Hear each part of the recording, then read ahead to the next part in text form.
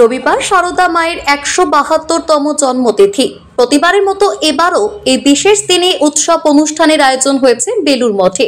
সকাল থেকেই দূর দূরান্ত থেকে আগত ভক্ত এবং দর্শনার্থীদের ভিড় বেলুর মঠে।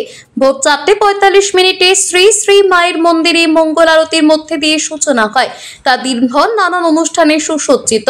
একদিকে যেমন মূল মন্দিরের বাঁদিকে গঙ্গার ধারে অস্থায়ী মঞ্চে সকাল থেকেই চলছে স্তবগান, ভজন, মাতৃসঙ্গীত, শ্রী শ্রী মায়ের কথা, পদাবলী, কীর্তন, গীতনাট্য, বাউল গান এবং ভজন।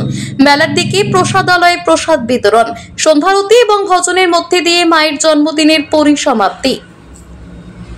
একটা অন্যতম শ্রেষ্ঠ জায়গা, আর পৃথিবীর মা শুধু ভারতবর্ষের নয়, পশ্চিমবাংলার নয়, সারা পৃথিবীর। এখানে যত আসতে পারবে ততই ভালো। এবং এই যে আদর্শ, এই যে ভাবাদর্শ, এটা মানুষের মধ্যে শুধু ছড়িয়ে দিতে হবে না, উপলব্ধি করতে হবে।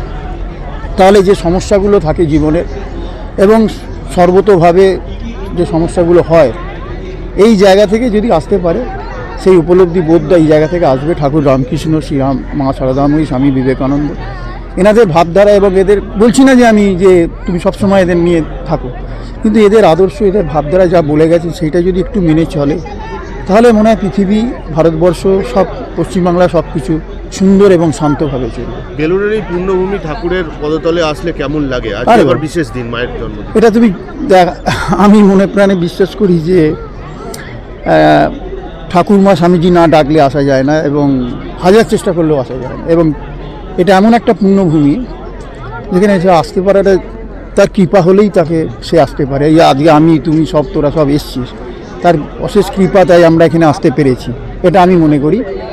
এবং যত আসবে তত তার নিজের উন্নতি হবে, উপলব্ধি বোধ তৈরি হবে, আপলিফমেন্ট হবে, মানসিকভাবে সে অনেক বেশি দৃঢ় হবে। এবং হাওড়া থেকে নিজস্ব প্রতিনিধির রিপোর্ট, টিভি নিউজ 10। সুলভে সঠিক চিকিৎসার একমাত্র প্রতিষ্ঠান বিবেকানন্দ হসপিটাল।